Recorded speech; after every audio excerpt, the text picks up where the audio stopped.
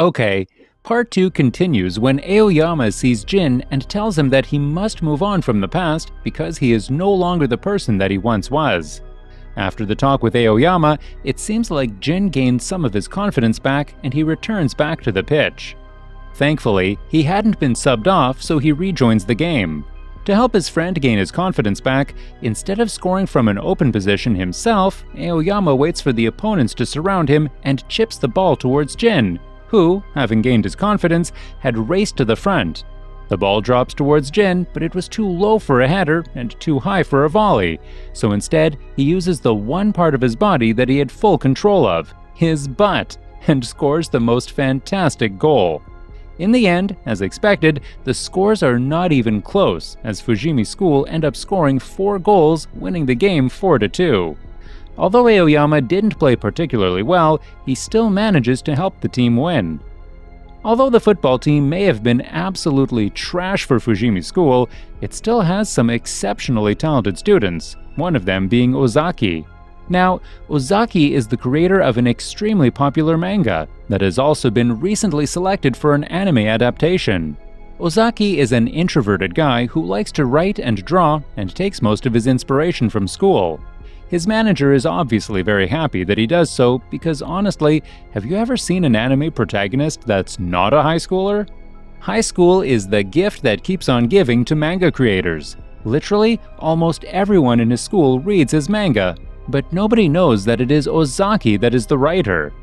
Ozaki has just completed his final manga character, and for the next one, he decides to get inspiration from his school, especially from Aoyama, because that guy is the most famous all around the school for some reason.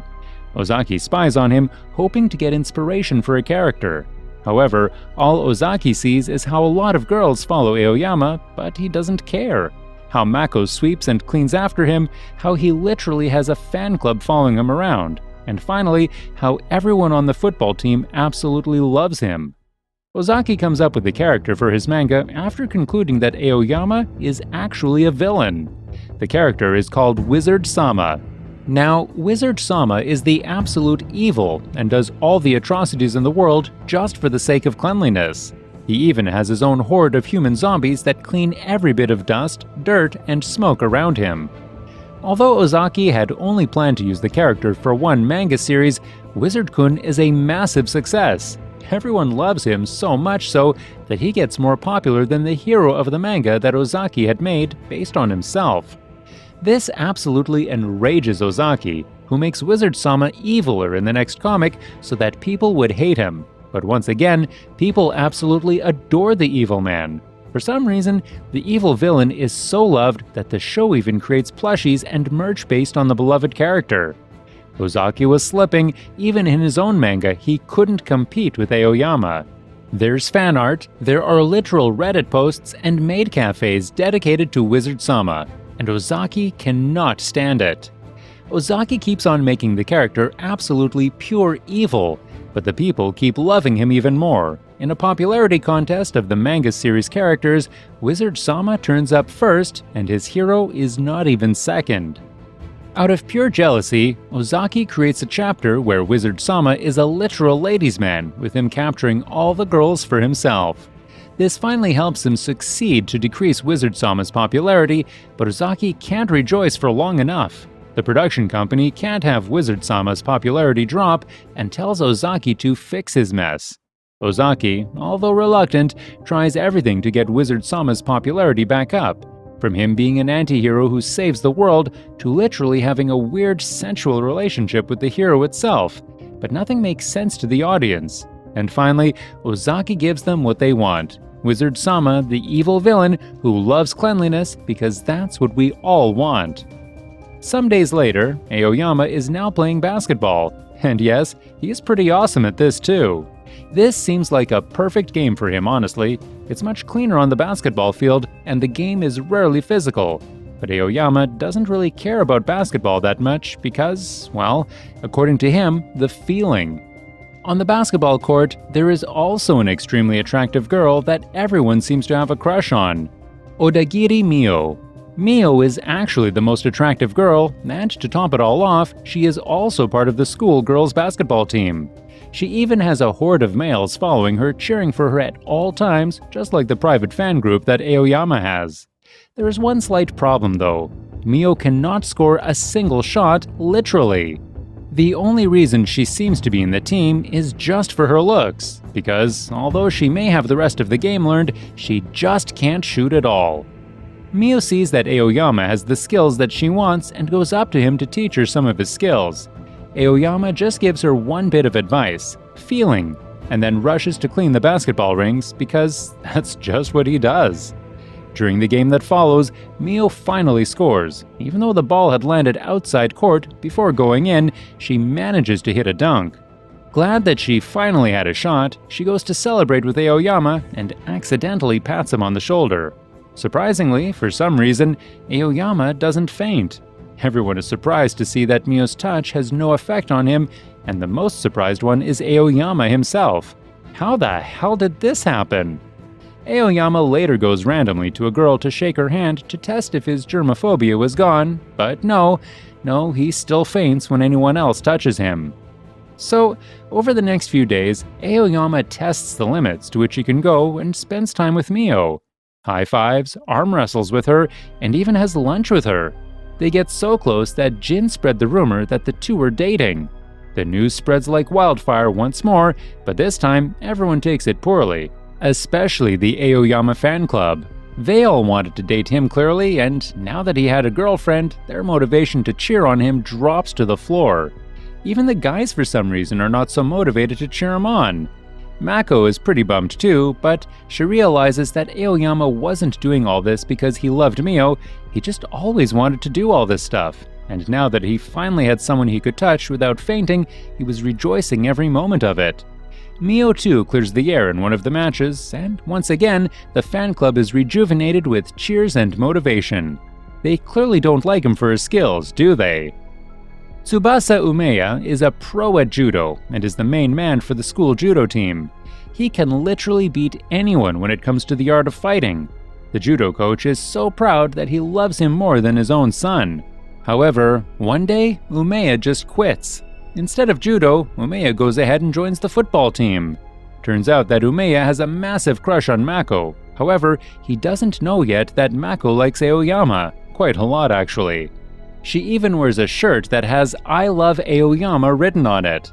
If that doesn't make it obvious, I don't know what will. Umeyama, however, having realized this, still goes after Mako as best as he can. He helps her with her cleaning and tries to impress her with his skill, but all the while, she can't keep her eyes off Aoyama. Umeya invites the two to a festival so that they can all have a swell day. The three of them go around the carnival watching different animals and attractions, with Aoyama watching the attractions, Mako watching him, and Umeya watching Mako. Some of Aoyama's friends also come to spy on the group, thinking that Umeya was trying to sabotage Mako and Aoyama's non-existent relationship. However, by the end of the day, they realize that Umeya actually was rooting for Mako. The guy was a true lover who was willing to sacrifice his own love for his lover to be happy. Let's pay respect to this absolute Chad of a man in the comments. The next day, Miwa, the football coach, is watching her favorite football anime, and there the hero decides that his team needs to go on a training camp. Guess what? Miwa too decides to take her team to a training camp.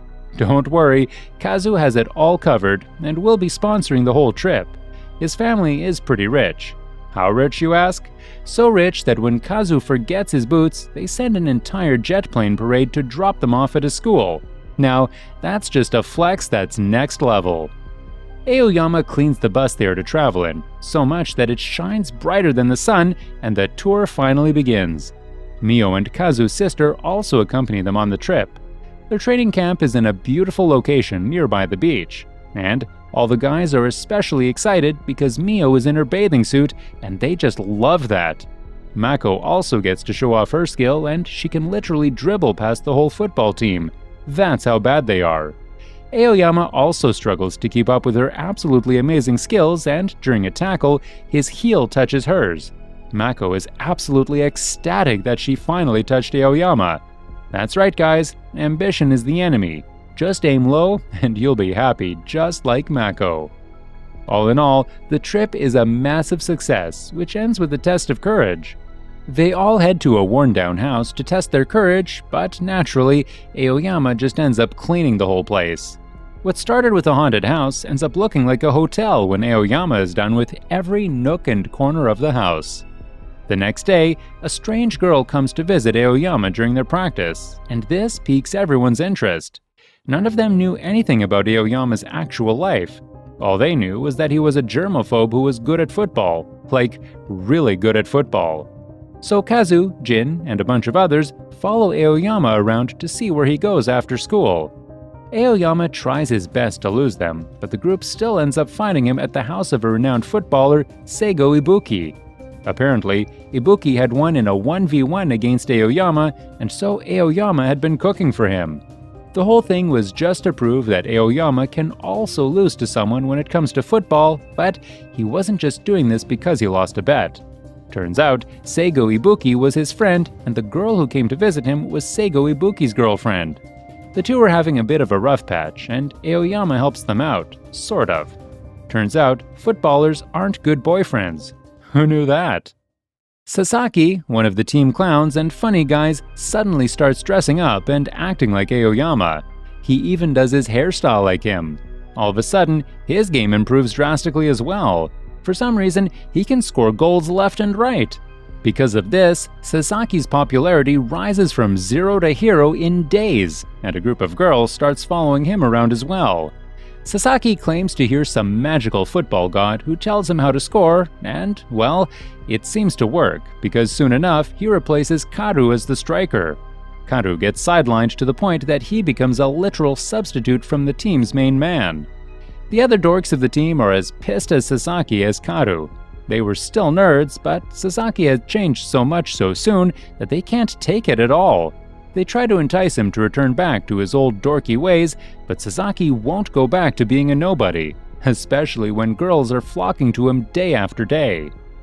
Karu, on the other hand, goes to the one person he knows who can teach him to play football, Mako.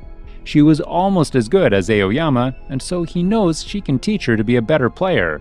Mako agrees to help him out, but soon realizes that Karu was literally the worst striker ever.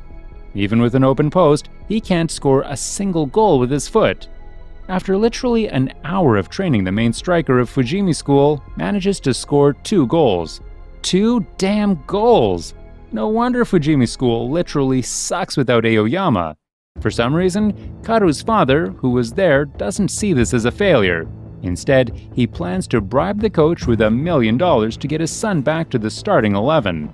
Mako gets mad. How mad, you ask? The murder bat is back mad.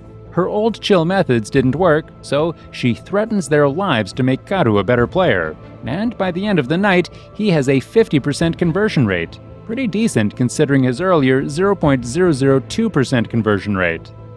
Back at the practice, Sasaki's ruse finally comes to an end. Because, kids, remember, identity theft can only get you so far. You can't hide yourself from who you are. So, it's best to accept your reality and try to become better at what you are instead.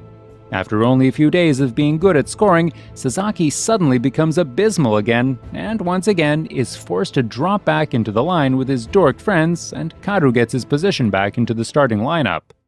By this point, we all know that Aoyama is the best player around, and so, naturally, a lot of teams come to scout him and try to invite him into their teams instead. Karu notices this and is worried that Aoyama would leave them sooner or later. He doesn't really blame him either. Fujimi School had nothing to offer him in return except more stuff to clean. Karu even goes as far as telling Aoyama that he can leave the team if he wants, but Aoyama doesn't reply. Because remember, he thinks that the school is special. The next game is an important game for the national selection, and Fujimi School is pitted against Kuraishi School. Their team has 2 powerful center backs, and the team is literally the best defensive team in the league. The game begins, and as predicted, Fujimi School finds it hard to break their opponent's defense line. Kuraishi School has the perfect plan: hold off Aoyama and score as many goals as they can. Their strikers turn out to be as good as their defenses, and Aoyama has to help out in the back with a goal line clearance, which makes him so dirty that he is unable to move. Kuraishi uses the opportunity to score 2 goals by the time the final 5 minutes are left. Karu is frustrated that they will lose, but when he sees his mother had come to watch the game, he pushes himself to score and the game ends with Fujimi team, for the first time, narrowly winning the game. Turns out, Karu's mother had seen him after 5 years because she was always traveling, and after visiting her son for literally 5 seconds, the woman flies off in a helicopter for Brazil. LOL. After the game once again, some scouts come to Aoyama, but he rejects them just like he always has. He doesn't care about money or more facilities. For him, Fujimi School was special because their jersey was white, the color that represents cleanliness. What the hell? Well, you can't expect more from a clean freak, can you? Subscribe for more videos like this, turn on the notification, and leave a like to help the channel out. Thanks for watching!